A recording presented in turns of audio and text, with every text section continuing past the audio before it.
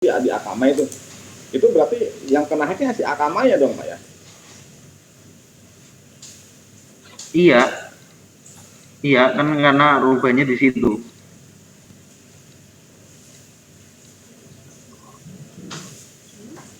Ya jujur ini sih saya belum begitu nangkep sih Pak, maksudnya secara ininya ya. Tapi begitu ya kira-kira ya. Oke. Iya. Ada yang lain yang mau bertanya mungkin Pak Hendra apa yang lain apa atau Mario Aji Mungkin saya silakan. ngelanjutin pertanyaan tadi ya. Kan kita tadi pakai Akamai ya. Nah, tadi kan pertanyaannya kita yang diserang di Akamai-nya atau di domain registranya nih, kayak di master web-nya. Nah, apakah DNSSEC-nya itu seharusnya ada di Akamai-nya atau di domain registranya ya? Kalau harusnya sih di Akamai Pak. Itu yang DNS-nya nggak ada tuh di Akamai-nya atau di DNS registrinya? Terakhir di master web, Mas Krisna. Jadi yang isunya itu di master webnya. Jadi yang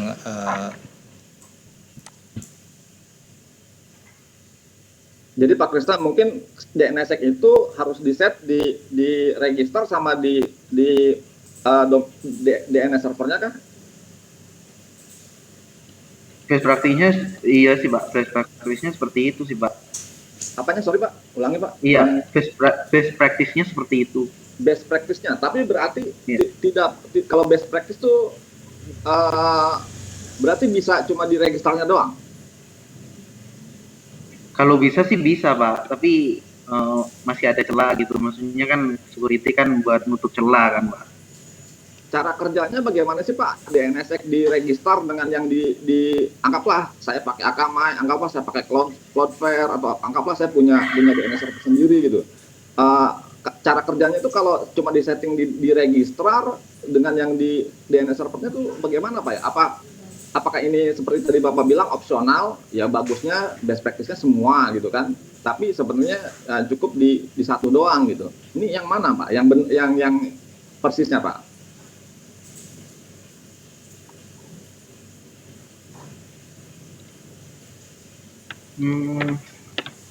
Mas Bagus ada? Oh.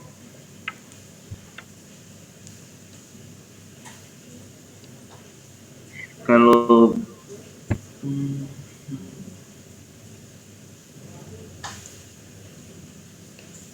Bapak kan tadi bilangnya best practice ya Pak ya, karena kalau best practice itu artinya kan ya bagusnya gitu kan, tapi sebenarnya bisa cuma di register doang gitu.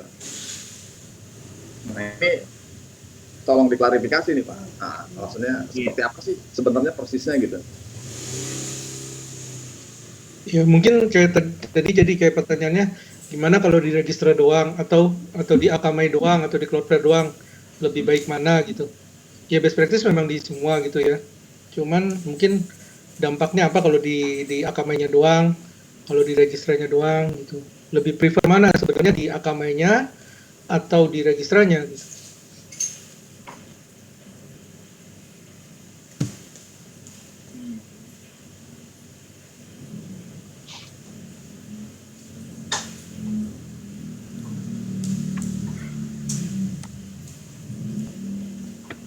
gimana Mas Krisna? Dari pengalaman gimana Mas? Yang kalau yang di mana? Kuningan ya? Atau yang mana yang kemarin kejadian kita ambil alih ya? Sebelumnya dari master web juga ya. Itu isu seperti apa? DNS ini udah clear ya? Masih ingat nggak Mas?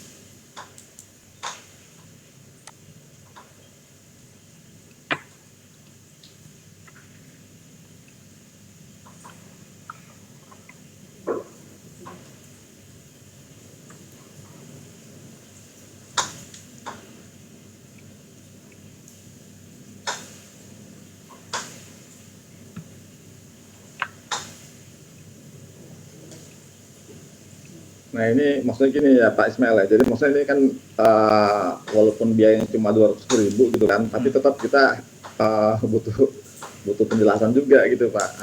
Gitu. Betul Pak, betul. Ya penjelasannya mungkin belum lengkap ya Pak ya, secara ininya. Iya. Cuma tujuannya utamanya tadi itu melengkapi faktor security tadi ya. Saya share juga itu referensinya tentang DNSSEC. Apa diterima nggak Pak di chat saya? Iya, tapi bukan itu yang kita mau sih Pak sebenarnya Pak. Jadi memang itu kan ada di ini agak hoster ya Pak ya. Tapi maksud saya itu yang tadi saya tanyakan Pak. Jadi maksudnya tadi kan pertanyaannya Pak Hendra juga kan, apakah misalkan kita hanya cukup setting di registranya saja, karena tadi jawabnya best practice-nya semua, tapi kalau best practice kan berarti cukup bisa di satu juga gitu. Terus sama sebenarnya tadi juga saya sih terutama pribadi saya nggak tahu juga ya teman-teman yang lain ya. Saya agak kurang jelas terkait dengan ini sih Pak, sebenarnya secara teknis attack DNS itu bagaimana gitu ya. Maksudnya tadi apakah yang di attack master webnya gitu kan, ataukah akamainya gitu. Nah maksud saya kalau seberapa mudah juga sebenarnya, maksudnya gini saya bayangin ya, maksudnya kalau akamainya ya masa sekelas akamai bisa sebegitunya gitu kan. Terus kemudian master web ya, saya nggak tahu master web ini berarti kan akan ada banyak sekali kejadian ya, karena sekali begitu bisa mengambil MX ya, domain atau apa segala macam ini kan akan sangat tinggi ya ininya ya, resikonya gitu ya. Nah ini yang sebenarnya yang belum terjawab sih sebenarnya gitu. Jadi persisnya itu, dan apakah ketika di attack ini impact-nya itu benar-benar global seluruh dunia gitu kan ketika mengakses misalkan, ataukah sebetulnya hanya impact-nya localized gitu. Maksudnya localized itu anggaplah ya, saya ngebayanginnya ya, tapi ini kan saya juga saya butuh reconfirm ya. Misalnya saya tuh perusahaan atau saya tuh company, begitu saya mau ngontak Siloam itu saya nanya ke DNS servernya di ISP saya itu di intercept, sehingga yang jawab tuh hackernya gitu. Sehingga ketika tanya www.siloamhospital.com IP berapa sih, harusnya yang jawab adalah misalkan ISP saya yang benar, tapi yang jawab adalah si hackernya gitu kan. Sehingga www itu bukan yang ini nih, IP-nya benar nih yang ini. Begitu saya mengakses itu, oh ternyata saya masuk ke dalam jebakan.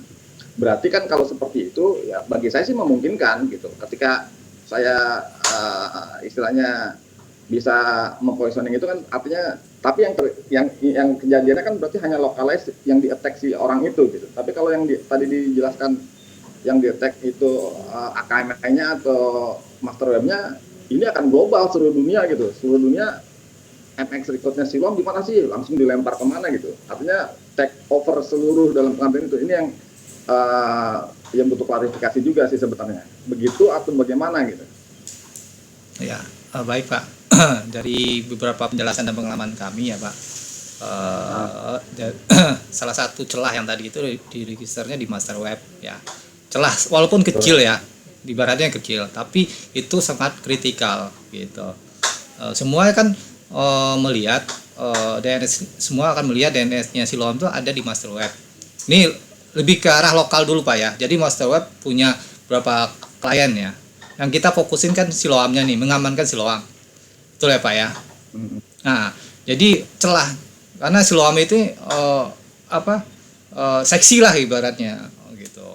Banyak yang lewat sana atau apa gitu. Mungkin nah hacker jadi menarik gitu. Nah, itu celah itu dimanfaatin sama hacker gitu.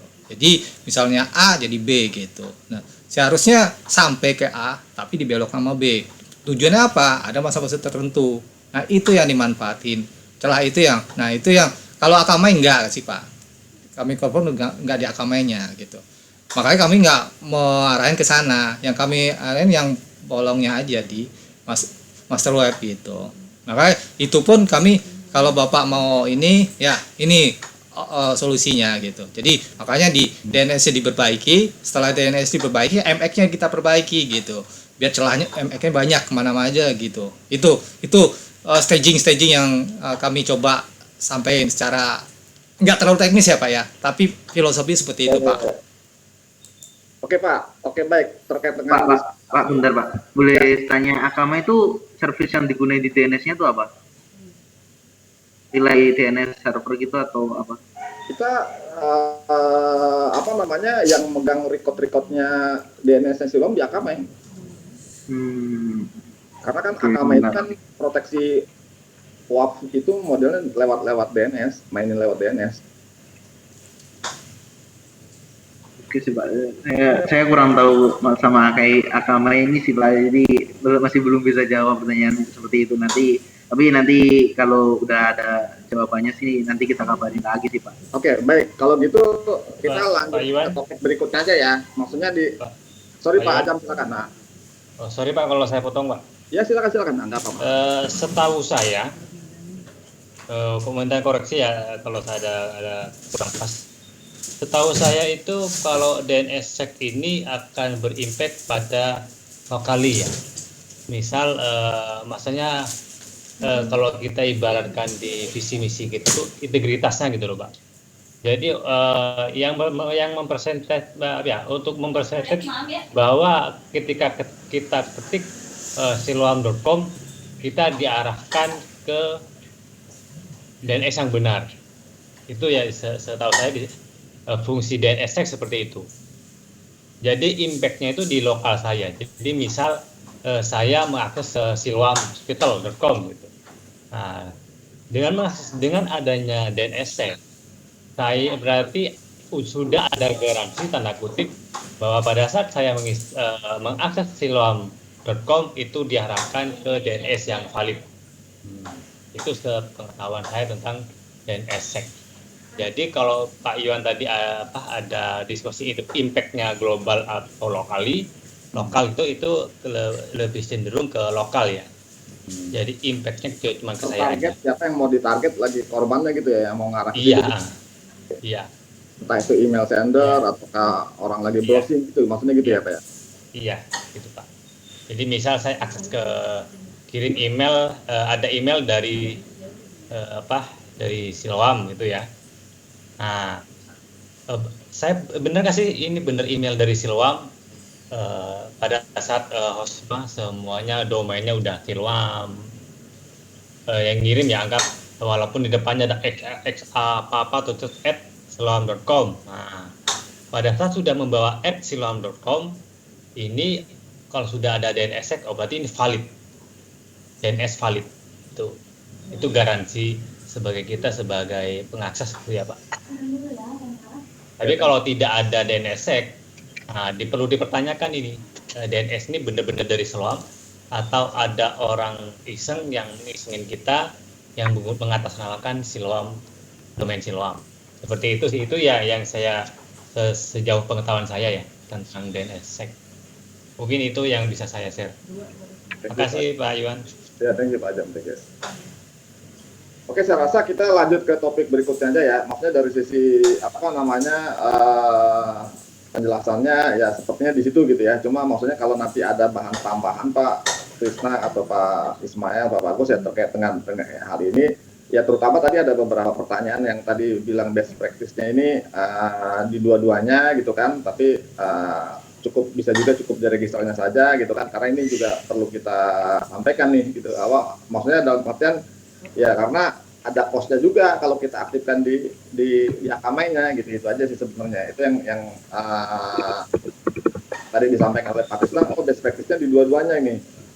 Istilah best practice ini berarti bisa opsional gitu kan. Nah, ini yang perlu diklarifikasi. Tapi mungkin karena waktu terbatas ya, mungkin next-nya ini topiknya yang berikutnya adalah yang terkait dengan MX. Redundant MX dan apa namanya yang tadi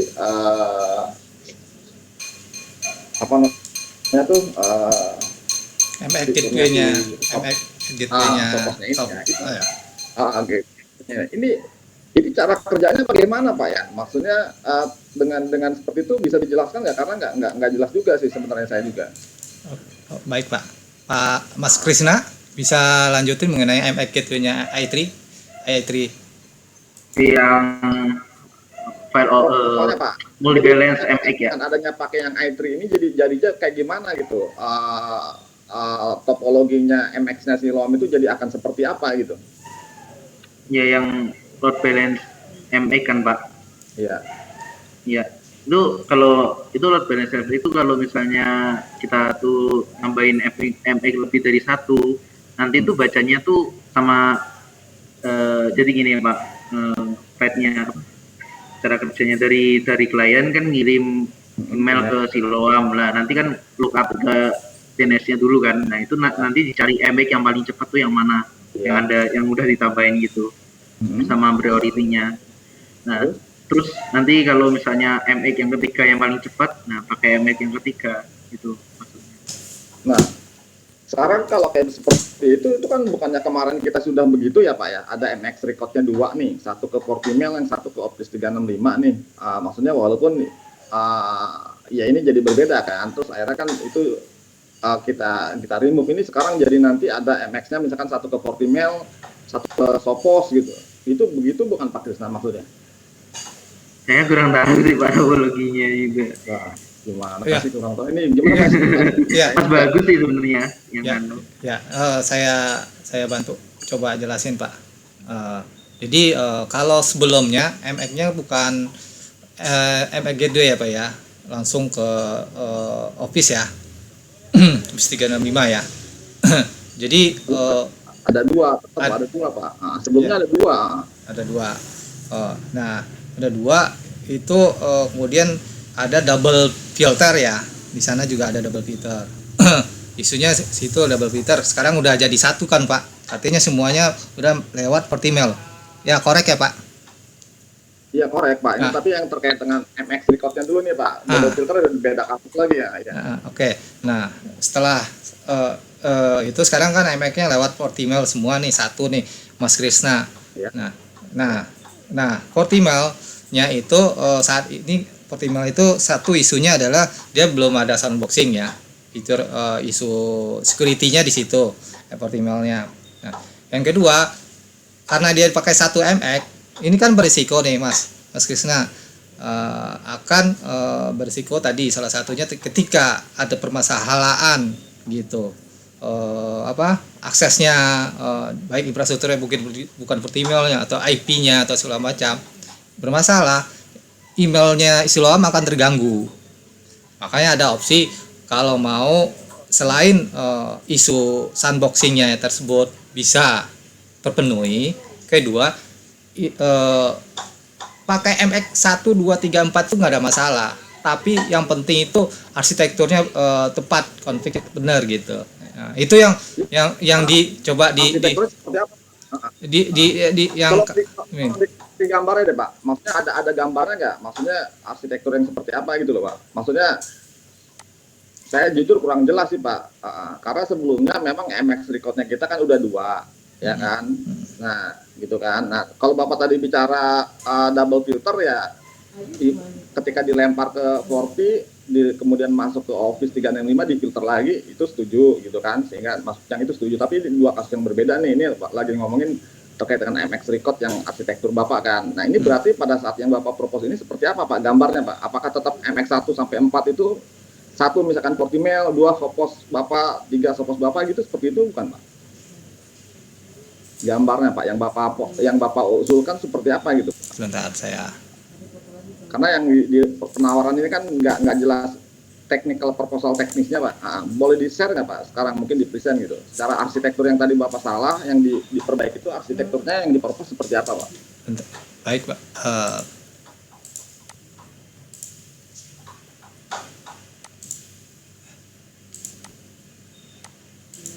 Pak Ismail? Ya baik Pak. Sebentar saya share dulu ya Pak ya. Ya.